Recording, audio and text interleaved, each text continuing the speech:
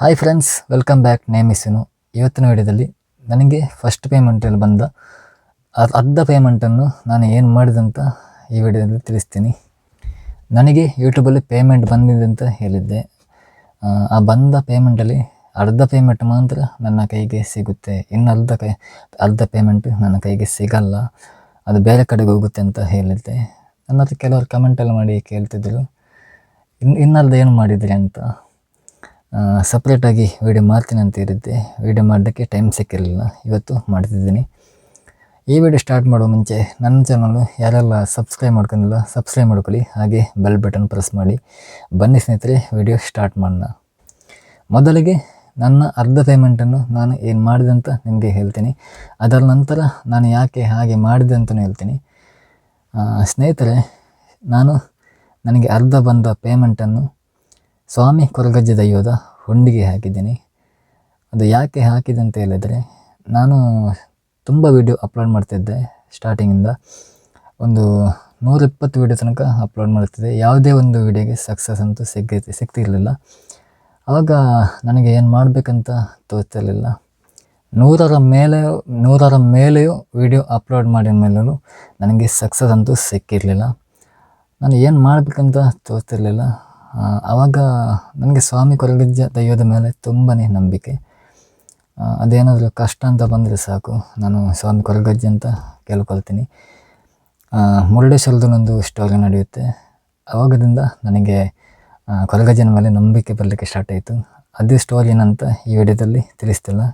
ಯಾವಾಗಲಾದರೂ ವಿಡಿಯೋ ಮಾಡಬೇಕಂತ ಹೇಳಿದ್ರೆ ಮಾಡ್ತೀನಿ, ನನಗೆ ಮಾಡಬೇಕಂತ ಅನಿಸಿದರೆ ಮಾಡ್ತೀನಿ. ಅದು ಮುರುಡೇಶ್ವರದಲ್ಲೊಂದು ಸ್ಟೋರಿ ನಡೆಯುತ್ತೆ.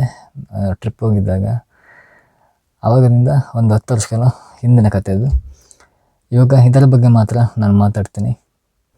ನಾನು ಇಲ್ಲಿ ಕೊರಗಜ್ಜನ ಹತ್ರ ಏನು ಕೇಳ್ಕೊಂಡಿದ್ದೆ ಅಂದರೆ, ಇವತ್ತಿಂದ ಇನ್ನು 1 ವರ್ಷದ ಒಳಗಡೆ ನನಗೇನಾದರೂ ಫಸ್ಟ್ ಪೇಮೆಂಟ್ ಅಂತ ಬಂದರೆ, ನನಗೆ ಎಷ್ಟು ಪೇಮೆಂಟ್ ಬರುತ್ತೆ ಅದರ ಅರ್ಧ ಪೇಮೆಂಟು ನಿಮ್ಮ ಕಾಣಿಕೆ ಡಬ್ಬಿಗೆ ಹಾಕ್ತೀನಿ ಅಂತ ಹೇಳಿದ್ದೆ. ಅಂದರೆ ನಾನು ನಮ್ಮ ಮನೆ ಹತ್ರನೇ ಇರುವಂಥ ಕಟ್ಟೆ ಹತ್ರನೇ ಕೇಳ್ಕೊಂಡಿರೋದು. ಅಲ್ಲಿಗೆ ಇದನ್ನು ಕಾಣಿಕೆಯನ್ನು ಹಾಕಿದ್ದೀನಿ. ನಾನು ಕೊರಗಜ್ಜನ ಹತ್ರ ಈ ಥರ ಕೇಳ್ಕೊಂಡ ಮೇಲೆ ಒಂದು 2 ದಿವಸ ನಂತರ ನನ್ನ ವಿಡಿಯೋ ಯಾವ ಥರ ವೈರಲ್ ಆಯ್ತು ಅಂತ ಹೇಳಿದ್ರೆ, ನಾನು ಮನಸ್ಸಿನಲ್ಲೂ ಅಂದ್ಕೊತಿರ್ಲಿಲ್ಲ ಈ ಥರ ವೈರಲ್ ಆಗ್ಬೋದು ಅಂತ. ಯಾಕೆಂದರೆ 100 ವ್ಯೂಸು 200 ವ್ಯೂಸು ಎಷ್ಟೇ ಬರ್ತಿತ್ತು. ಒಂದು ಕಡೆ ವಾಚ್ ಅವರು ಬರ್ತಿರ್ಲಿಲ್ಲ, ಇನ್ನೊಂದು ಕಡೆ ಸಬ್ಸ್ಕ್ರೈಬ್ ಅಂತೂ ಇಲ್ಲವೇ ಇಲ್ಲ. ಈ ಥರ ಆಗ್ತಿತ್ತು. ಪರಿಚಯದವ್ರ ಹತ್ರ ಕೇಳಿದ್ರೆ ಒಂದು 50-100 ಇಷ್ಟು ಸಿಗ್ಬೋದು. ಅಷ್ಟು ಸಿಕ್ಕಿದೆ ನನಗೆ. ಇನ್ನು ಪಬ್ಲಿಕ್ಕಿಂದನೇ ಬರಬೇಕು, ಅದು ಅವ್ರಿಗೆ ವೀಡಿಯೋ ಇಷ್ಟ ಆದರೆ ಮಾತ್ರ ಬರುತ್ತೆ ಅಷ್ಟೇ. ಏನು ಮಾಡಬೇಕಂತ ತೋಚಿರಲಿಲ್ಲ. ಹಾಗಾಗಿ ನಾನು ಕೊರಗಜ್ಜನ ಹತ್ರ ಈ ಥರ ಕೇಳಿಕೊಂಡೆ. ವೀಡಿಯೋ ವೈರಲ್ ಆಯಿತು. ಅದರಲ್ಲಿ ವಾಚ್ ಅವರು ತುಂಬ ಚೆನ್ನಾಗಿ ಬಂತು, ಸಬ್ಸ್ಕ್ರೈಬು ಬಂತು. ಅದರ ನಂತರ ಮಾನಿಟೈಸೇಷನ್ ಆನ್ ಆಯಿತು. ಆಮೇಲೆ ಡಾಲರ್ ಅಷ್ಟೇ, ಡಾಲರ್ ಕಂಪ್ಲೀಟ್ ಆಗ್ತಾ ಬಂತು. $142 ನನಗೆ ಫಸ್ಟ್ ಪೇಮೆಂಟ್ ಬಂದಿದೆ ಅಂತ ನಾನು ಹೇಳಿದ್ದೀನಿ. ಅದು ನಿಮಗೂ ಗೊತ್ತು. ಇವಾಗ ಎಲ್ರಿಗೂ ಗೊತ್ತಾಯ್ತು ಅಂತ ಅಂದ್ಕೊಳ್ತೀನಿ.